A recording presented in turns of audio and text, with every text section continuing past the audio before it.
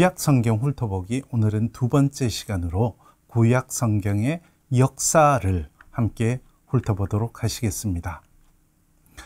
구약 성경에 있는 역사서는 지난 시간에 제가 말씀드린 대로 히브리말 성경과 우리말 성경의 순서의 전통이 좀 다릅니다. 다시 한번 살펴보면 이렇습니다. 히브리어 성경에서는 역사서가 지난 시간에 말씀드린 대로 예언서로 분류가 되어 있습니다. 그래서 전기 예언서에 여호수아, 사사기, 사무엘, 열왕기 이렇게 4권이 들어가 있고요. 나머지 이스라엘 역사를 다루는 부분은 성문서에 여기저기 흩어져 있습니다. 먼저 룻기와 에스더는 지난번에 절기와 연관된 5권의 두루마리라고 말씀드렸던 메길로트에 들어 있습니다. 룻기는 77절에 읽는 전통이 있었고 에스더는 불임절에 읽는 전통이 있었지요. 그리고 뒤에 에스라와 느헤미야 그리고 역대기가 성문서의 맨 마지막에 이렇게 흩어져 있었습니다. 그것이 지금 우리 성경에서는 여호수아, 사사기, 룻기, 사무엘, 열왕기, 역대기, 에스라, 느헤미야, 에스더 이렇게 비교적 시간 순서대로 나열이 되어 있는 것을 알 수 있습니다. 그런데 여러분, 구약 성경의 역사서를 읽으려 할 때 우리가 문제점을 느끼게 됩니다. 그게 뭘지 생각나십니까? 창세기부터 열왕기까지 여러분이 열심히 역사서를, 이스라엘의 역사를 읽다 보면 역대기에 가서는 다시 아담에서 시작하는 모습을 볼 수 있습니다. 왜 다시 시작할까요? 그리고 열왕기에서는 바벨론 포로로 끌려가서 포로 생활을 하는 데서 이야기가 끝나는데, 역대기는 페르시아 시대에 이스라엘 백성들이 해방되는 데서 끝이 나고요. 그리고 그 다음 에스라, 느헤미야는 페르시아 시대의 이야기를 합니다. 이렇게 두 벌의 역사서가 있고 또 끝나는 지점도 다른 것, 그리고 역사서를 읽어보시면 알겠지만 말하는 어투나 강조하는 강조점도 다른 것, 이것을 어떻게 이해하는 것이 좋을까요? 이 문제를 해결하고 나면 여러분이 역사서를 훨씬 더 수월하게 읽으실 수 있을 것입니다. 먼저 구약 성경의 역사를 이해하기 위해서 중요한 연대들이 있습니다. 그것들과 역사서의 내용들과 상관해서 잠시 한번 살펴보겠습니다. 우리가 말하는 역사서는 이스라엘 백성들이 출애굽한 다음에 가나안 땅에 들어가는 이야기와 그리고 사사 시대의 이야기로 시작을 하죠. 그리고 나서 여러분이 기원전 1000년을 기억하시면 좋겠습니다. 왜냐하면 이때 다윗이 통일 왕국을 이루어서 이스라엘은 본격적으로 왕정 시대를 시작하기 때문입니다. 그 다음으로 여러분이 한번 기억해 두실 만한 연대는 922년입니다. 다윗의 아들 솔로몬, 그리고 그가 죽고 나서 왕위에 오른 르호보암 시대의 왕국은 분열하게 됩니다. 남왕국의 르호보암과 북왕국의 여로보암으로 분열하게 되죠. 922년에 이렇게 분열한 왕국은 남유다와 북이스라엘로 분열 왕국 시대를 이어가게 됩니다. 그리고 여기 보이시는 대로 기원전 722년에 북이스라엘은 아시리아에게 멸망해버리고 역사에서 사라집니다. 그리고 나서는 남유다만 남아 있다가요, 기원전 587년에 남유다마저 바벨론에게 멸망하고 말죠. 그리고 나서 남유다 백성들은 바벨론으로 끌려가서 포로 생활을 합니다. 여기까지의 역사가 여호수아, 사사기, 사무엘서, 열왕기에 기록되어 있습니다. 그런데 역사를 보면 기원전 539년에 바벨론을 멸망시켰던 페르시아의 고레스 임금은 이스라엘 백성들 포로로 끌려가 있던 이 사람들을 해방시켜주고 고향으로 돌아가게 합니다.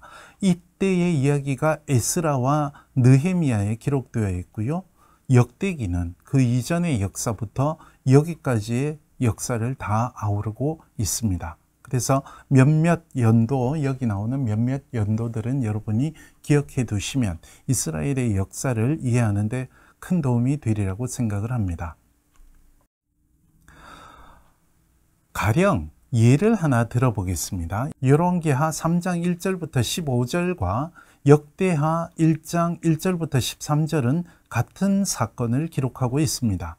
이제 두 본문을 함께 읽으면서 무엇이 같고 무엇이 다른지를 함께 살펴보도록 하겠습니다. 본문을 함께 보시겠습니다. 열왕기상 3장 1절부터 3절에서 솔로몬이 이방과 정략 결혼을 한 이야기, 지방성소에서 분향한 이야기가 부정적으로 빨간색으로 보이는 부분입니다. 부정적으로 기록되었지만 역대기에서는 짧죠. 이 사건은 빠져있고 솔로몬의 견고한 왕위에 대한 이야기만 하고 있습니다. 그리고 열왕기상 3장 4절에서 솔로몬이 지방 성소였던 기브온 산당에서 1000마리 제물을 한꺼번에 드리는 이야기를 간단히 하고 있는데 역대기에서는 파란색으로 보시는 것처럼 기브온으로 가는 행렬의 대단함을 자세하게 묘사해서 이것이 얼마나 큰 행사였는지를 강조합니다. 그리고 열왕기상 3장 5절과 역대하 1장 7절은 거의 같은 모습을 볼 수 있습니다. 그러니 이 이야기는 같은 이야기를 바탕으로 해서 서로 다르게 서술하고 있는 모습을 알 수 있습니다. 이번에는 이어지는 본문에서 마찬가지로 조금씩 달라지는데 초록색 부분을 눈여겨보실 필요가 있습니다.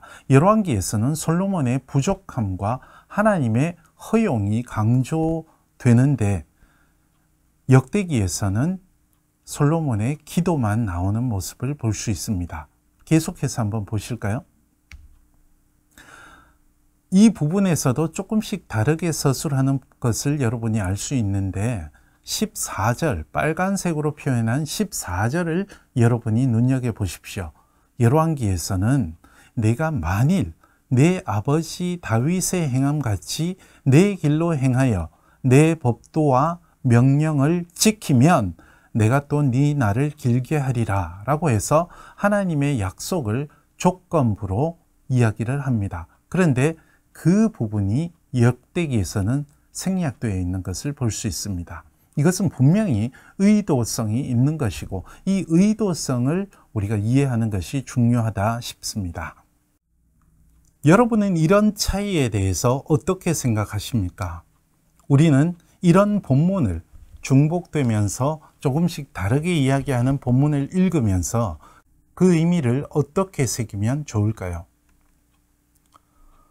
이 문제를 해결하기 위해서 우리는 역사가 과연 무엇인가, 역사란 무엇인가 이 문제를 한번 먼저 생각해 보려고 합니다. 역사가 무엇입니까? 사전에서는 역사를 이렇게 정의를 합니다. 인류 사회의 변천과 흥망의 과정 또는 그 기록, 어떤 사물이나 사실이 존재해온 연혁, 이렇게 기록을 합니다. 그런데 이 정의를 보고서 아까 우리가 살펴본 것처럼 열왕기와 역대기의 차이를 이해할 수 있을까요? 그래서 우리가 역사에 대한 관점에서 생각해 볼 사람이 있습니다. 여기 뒤에 배경에 지금 나와 있는 E.H. 카라는 학자의 역사란 무엇인가 라는 책이죠. 여러분도 아마 잘 알고 계시리라 생각합니다. E.H. 카는 역사란 무엇인가 라는 책에서 이렇게 역사를 이해합니다.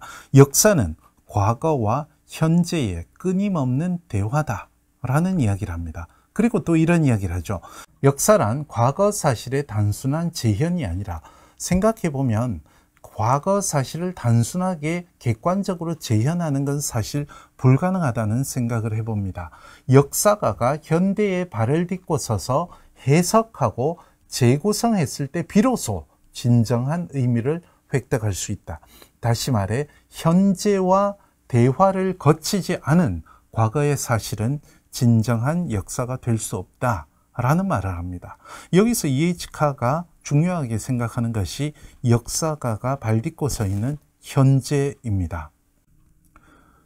그리고 계속해서 이런 말을 합니다. 현재를 거울 삼아 과거를 통찰하고 과거를 거울 삼아 현재를 바라보며 과거와 현재와의 대화를 통해서 더 나은 미래를 창출하는 수단이 역사다.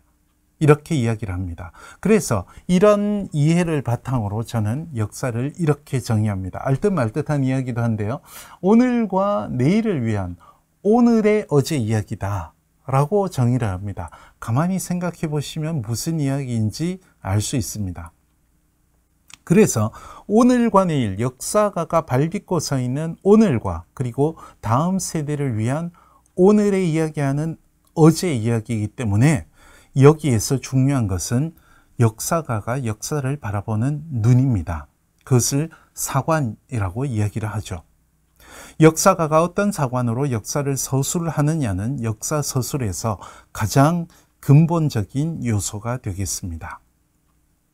구약 성경의 역사는 그래서 이런 관점에서 볼 때 사관에 따라 두 벌의 역사서가 존재한다라고 말할 수 있습니다. 먼저 학자들의 용어에 따르면 여기 보이시는 대로 신명기계 역사서가 있습니다. 이것은 신명기가 조금 이따가 이야기하겠지만 신명기가 역사서에 서론구실을 한다는 말입니다. 그래서 여기에 드는 것이 히브리어 성경에서 전기 예언서로 분류를 했던 여호수아, 사사기, 사무엘서, 열왕기입니다.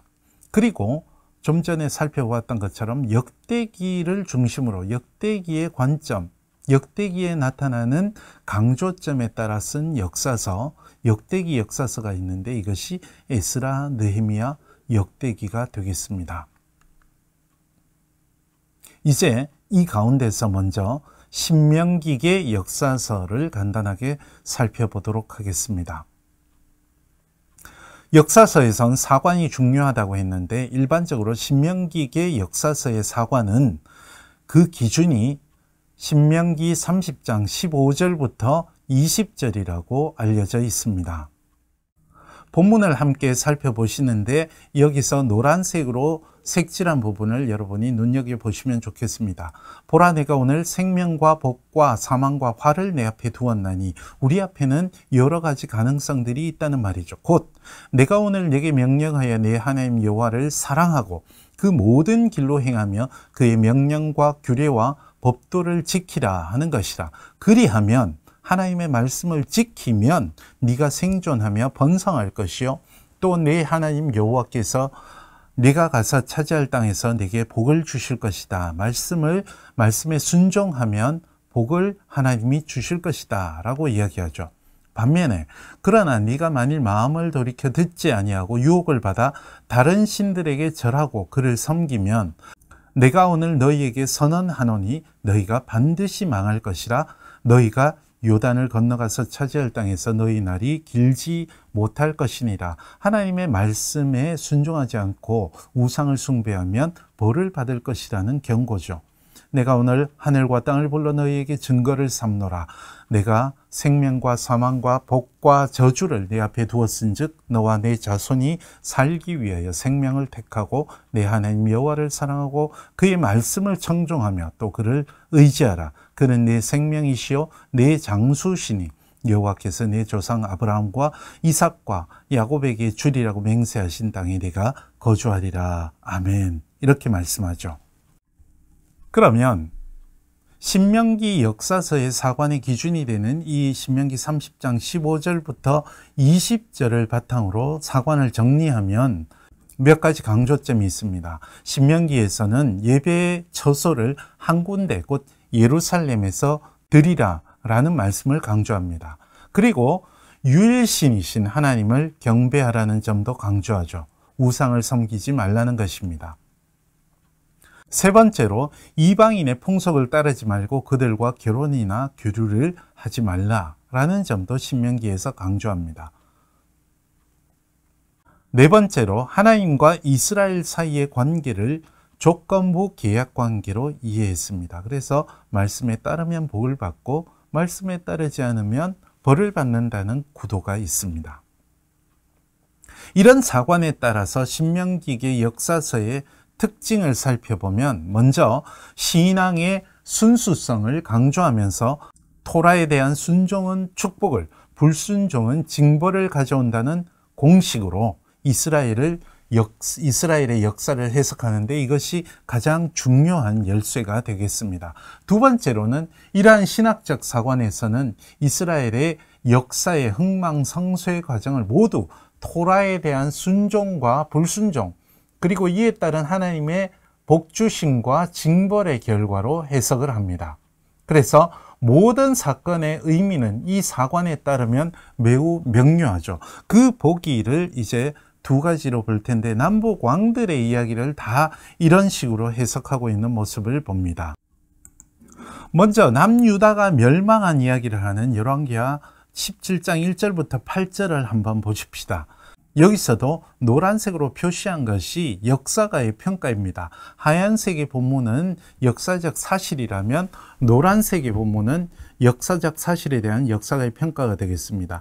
유다 왕 아하스 제12년에 엘라의 아들 호세아가 사마리아에서 이스라엘의 왕이 되어 9년간 다스리며, 그리고 평가를 하죠. 여호와께서 보시기에 악을 행하였으나 다만 그전 이스라엘 여러 왕들과 같지는 아니하였더라. 그 다음에 다시 살만에셀이 올라와서 호세아 임금이 조공을 드렸던 이야기, 그리고 4절에서는 그것을 배반하고 이집트 왕 파라오 소에게 다시 조공을 드려서 아시리아 왕에게 벌을 받는, 아시리아 왕이 그를 가두어 버리는 역사적 사실을 이야기하죠.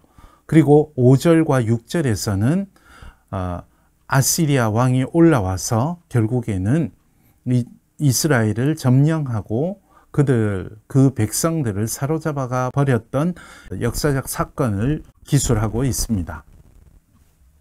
7절과 8절은 다시 역사가가 이 역사를 해석하는데, 이 일은 이스라엘 자손이 자기를 애굽 땅에서 인도하여 내사 애굽의 왕 바로의 손에서 벗어나게 하신 그 하나님 여호와께 죄를 범하고 또 다른 신들을 경외하며 여호와께서 이스라엘 자손 앞에서 쫓아내신 이방 사람의 규례와 이스라엘 여러 왕이 세운 율례를 행하였음이라 라고 해서 북이스라엘이 멸망한 까닭을 우상 숭배의 죄로 돌리고 있는 거죠. 정치적인 문제가 아니라.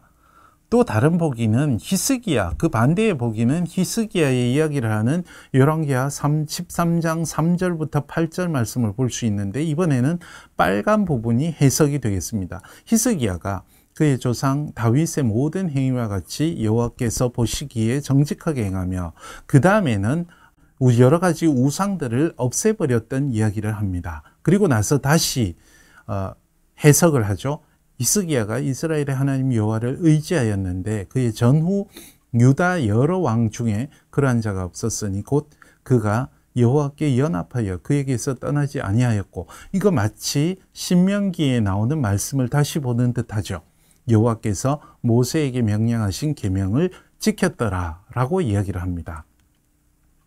여호와께서 그와 함께 하심에 그가 어디로 가든지 형통하였더라. 여기까지는 역사가의 해석이고, 그 다음에 아시리아와의 관계, 그리고 영토 확장과 망대 건설 등의 역사적 사실을 이야기하고 있습니다. 신명기 역사가는 사관에 따라 4단계의 신학적인 공식을 가지고 있었다고 보는 것이 일반적입니다. 첫 번째, 이스라엘이 죄를 짓습니다. 이스라엘이 하나님께 불순종할 때 하나님은 두 번째로 그들을 징벌하시죠. 그러나 이런 징벌 상황에서 이스라엘 백성들이 자기네 잘못을 깨닫고 회개를 하면 하나님께서 징벌을 거두시고 구원해 주신다. 이런 신학적인 공식에 따라서 역사를 서술하고 있습니다. 이런 신명기 역사가의 신학적 공식은 사사기에서 가장 잘 드러나고 있습니다. 사사기의 여러 사사들에게서 거듭 찾아볼 수 있지만 여기서는 첫 번째 본문만 보겠습니다. 노란 부분을 살펴보시면 좀 전에 말씀드렸던 신명기의 역사가의 사관을 잘 알아볼 수 있습니다. 이스라엘 자손이 여호와의 목전에 악을 행하여 자기들의 하나님 여호와를 잊어버리고 바알들과 아세라들을 섬긴지라 우상 숭배의 죄를 짓죠. 이번에는 하나님께서 징벌하시는 내용이 나옵니다. 여호와께서 이스라엘에게 진노하사 그들을 메소포다미아 왕 구산 리사다임의 손에 파셨으므로 이스라엘 자손이 구산 리사다임을 8년 동안 섬겼더니, 그 다음에는 9절에서 회개와 하나님의 구원의 이야기가 나옵니다. 이스라엘 자손이 여호와께 부르짖음에 여호와께서 이스라엘 자손을 위하여 한 구원자를 세워 그들을 구원하게 하시니 그는 곧 갈렙의 아우 그나스의 아들 온니엘이라. 여호와의 영이 그에게 임하셨으므로 그가 이스라엘의 사사가 되어 나가서 싸울 때에 여호와께서 메소포다미아와 구산 리사다임을 그의 손에 넘겨주심에 온니엘의 손이 구산 리사다임을 이기니라. 이렇게 해서 이스라엘의 사사들의 이야기는 이 4단계의 공식이 계속 굴러가는 것으로 기록하고 있는 모습을 살펴볼 수 있습니다. 자, 이러한 사과는 이스라엘이 역사적으로 위기를 겪고 있을 때, 곧 하나님의 징벌로 여겨질 때 이스라엘의 회개를 촉구하면서 하나님의 구원을 대망하는 희망의 근거가 될 수 있었을 것입니다. 신명기 역사서에서는 그럼 왜 이런 사관으로 역사를 기록했을까요? 이것은 신명기 역사서를 처음 읽었을 사람들이 부닥쳤던 현실이 어땠던지의 질문, 곧 신명기 역사서의 저작 시점, 제가 좀 전에 말씀드린 대로 오늘, 신명기 역사가의 오늘이 언제였는가의 질문과 같은 것입니다. 바벨론 포록이라는 징벌의 상황의 이유가 선조들이 행한 불순종의 죄가 낳은 결과라는 반성을 하였을 것이다. 이것이 가설이라고 볼 수 있습니다. 그 가설을 검증해 나가는 것이죠. 그리고 하나님의 율법에 순종할 것을 동시대인들에게 촉구하면서 하나님의 구원, 곧 해방의 희망을 전하는 것이 아닐까, 그런 생각을 해볼 수 있습니다.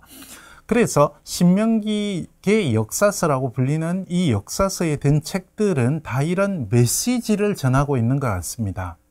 그래서 이런 뜻에서 히브리어 성경에서 이 책들을 예언서로 분류한 것은 이해할 만하다, 그런 생각을 해볼 수 있습니다.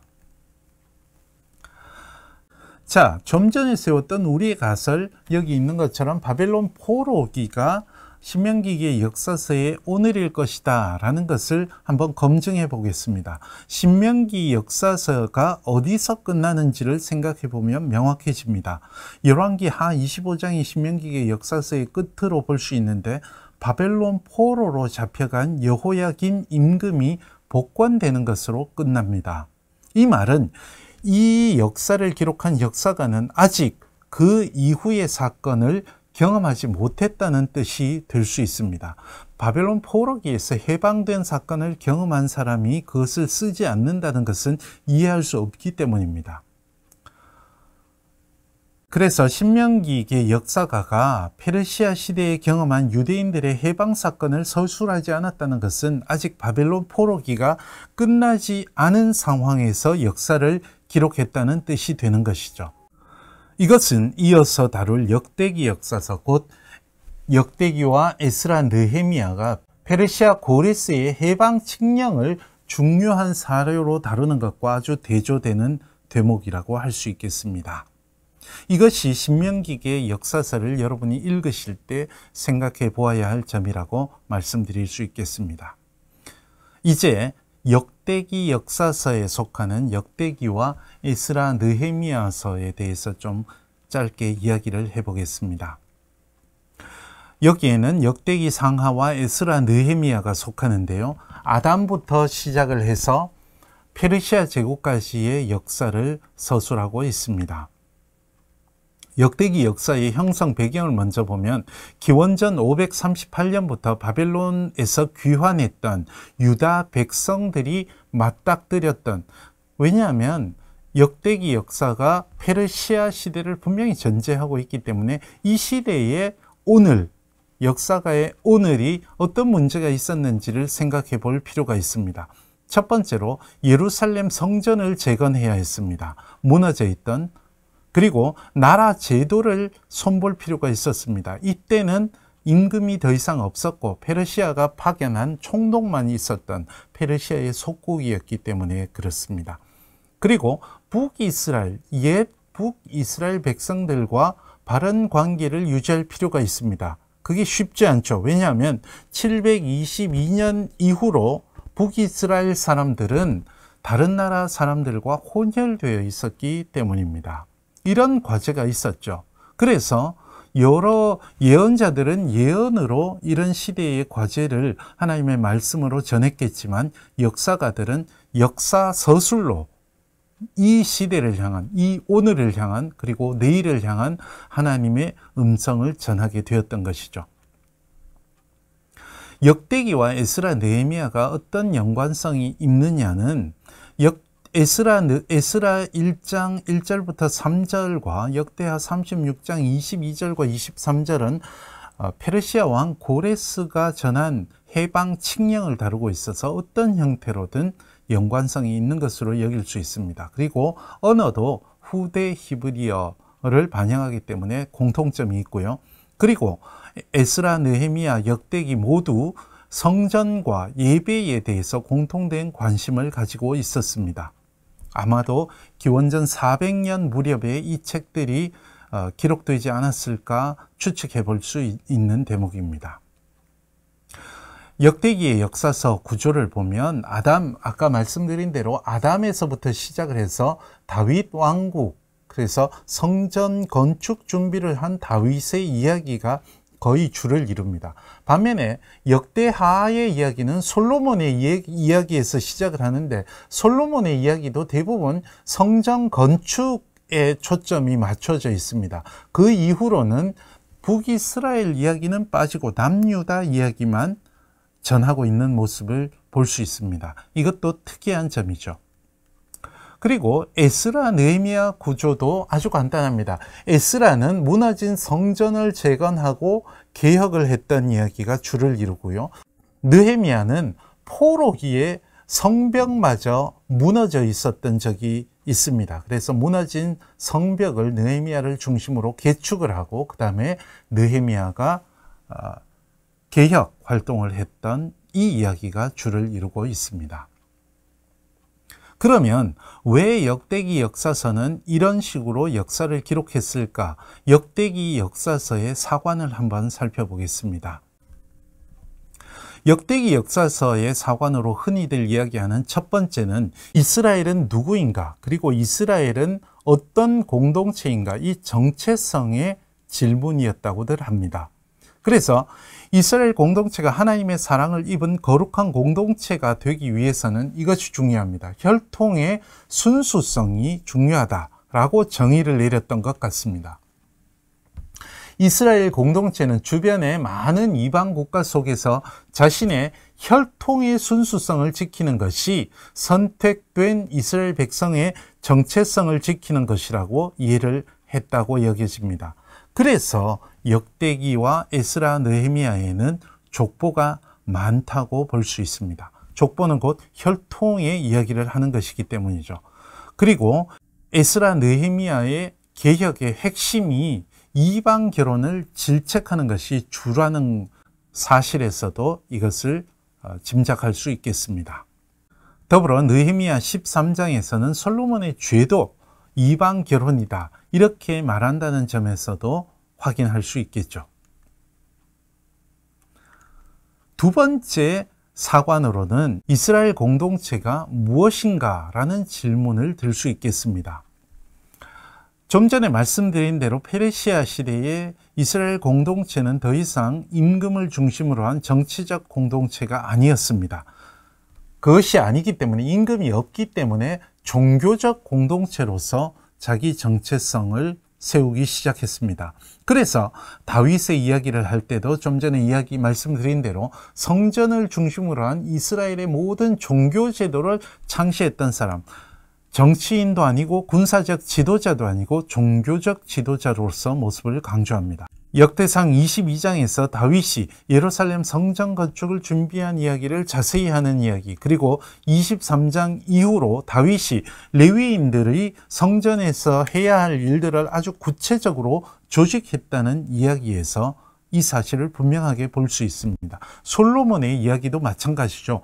솔로몬은 예루살렘 성전을 건축한 임금이라는 점을 굉장히 강조합니다. 그래서 종교적 지도자의 모습에 적합하지 않거나 그런 사건들은 모두 빼버렸습니다. 그런 사건의 대표적인 것이 밧세바와 있었던 정사와 그 남편 우리아를 죽인 사건이 역대기에는 나오지 않습니다. 또한 다윗이 친아들 압살롬의 반란 사건을 겪었던 이야기도 역대기에는 나오지 않습니다. 그리고 솔로몬이 즉위해서 열왕기상 2장에서는 피비린내 나는 숙청 작업을 했는데 이 사건도 역대기에는 모두 생략이 되어 있습니다. 그뿐 아니라 솔로몬 이후의 왕국 역사의 서술에서도 다윗 왕조인 남유다 중심으로 서술하고요. 북이스라엘은 이미 혈통적으로 혼혈이 되었기 때문이었겠죠. 그리고 남유다의 왕들의 이야기를 할 때도 종교적 지도자로서 면모를 강조하는 모습을 볼 수 있는데 그것이 그런 사관에서 비롯했다라는 말입니다. 그리고 솔로몬 이후의 왕국 역사의 서술에서도 다윗 왕조인 남유다의 왕조 역사를 중심으로 기록했는데 이것은 북왕국은 멸망 이후에 혼혈되었기 때문에 기록에서 혈통의 순수성을 잃어버려서 기록에서 삭제했다고 볼 수 있습니다. 그리고 종교 제도의 실행 여부로 역사적 사실을 평가하고 있는 모습도 이런 사관을 뒷받침해 준다고 볼 수 있겠습니다.